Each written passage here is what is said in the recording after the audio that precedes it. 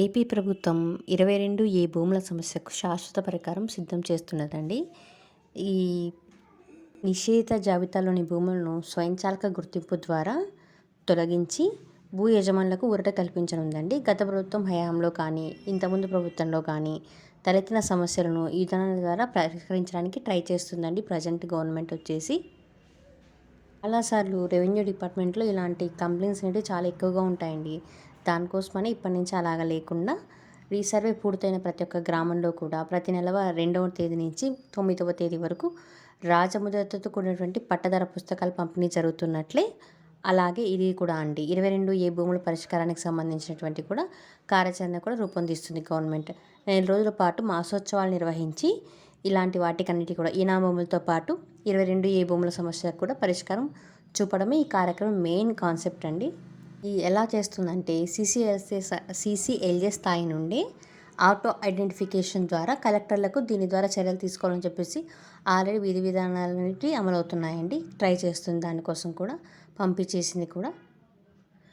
దీనికి సంబంధించిన rules and regulations కూడా అన్ని త్వరలోనే విడుదల కానున్నాయండి. ఇటీవల జరిగిన మంత్రివర్గ సమావేశంలో దీని గురించి కూడా నిర్ణయం తీసుకున్నారండి. కంపల్సరీ వీటిని క్లియర్ చేసేయాలని చెప్పేసి.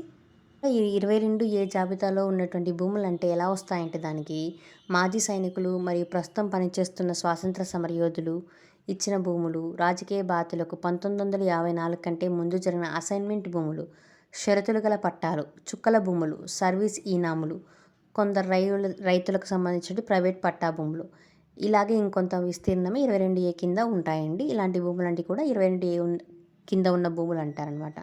ఇవన్నీ కూడా ఒకటే సర్వే నెంబర్ కింద ఉంటాయండి. ఇప్పటికే మనకి జనవరి 1 మార్గదర్శకాలు విడుదలయ్యాయి ఆల్రెడీ కూడా. ఈ 5 రకాల భూముల్ని 22 జాబితా నుంచి తొలగించి విధి విధానాలు ఖరారు చేయమని చెప్పేసి ఆదేశాలు ఇచ్చారండి. ఇందులో కనుక ప్రైవేట్ వ్యక్తులకు సంబంధించిన భూములు ఉన్నాయనుకోండి, దానికి వెంటనే విముక్తి కలిగించమని కూడా కలెక్టర్లకు ఆదేశాలు జారీ చేశారండి. వీటిని ఏఐ ద్వారా అంటే సాఫ్ట్వేర్లో ఇంకొకసారి కనుక దీంట్లో నుంచి తొలగించారనుకోండి 22 భూముల నుంచి, ఇంకెప్పుడు కూడా మళ్ళీ ఆ జాబితాలోకి పాస్ పుస్తకంకి సంబంధించిన సర్వే నెంబర్ అనేది వెళ్ళదండి. ఈ గ్రామంలో చాలామంది భూములు కూడా 22 కింద ఉన్నాయండి. ఇనాం భూములు మాత్రమే 1,37,000 ఉన్నాయి గ్రామ సర్వీస్ కింద. పట్టణాల్లో అయితే 22 జాబితాలోనే ఉన్నాయి. పట్టణాలు ఇచ్చిన ఇల్లులు కూడా అంటే అవి కూడా మనకి స్వతంత్ర భూములు కానీ ఇట్లాంటికి సంబంధించిన భూములు లాగానే ఉంటాయండి. అలాంటివి ప్రతి మండలంలో కూడా చాలా సమస్యలు ఉన్నాయండి.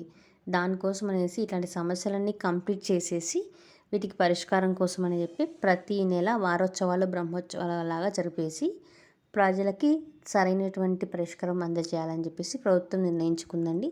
దానికి సంబంధించినటువంటి మంత్రిమండలి సమావేశం కూడా కంప్లీట్ అయింది. దానికి సంబంధించిన విధానాలు కూడా త్వరలోనే విడుదలవుతాయండి.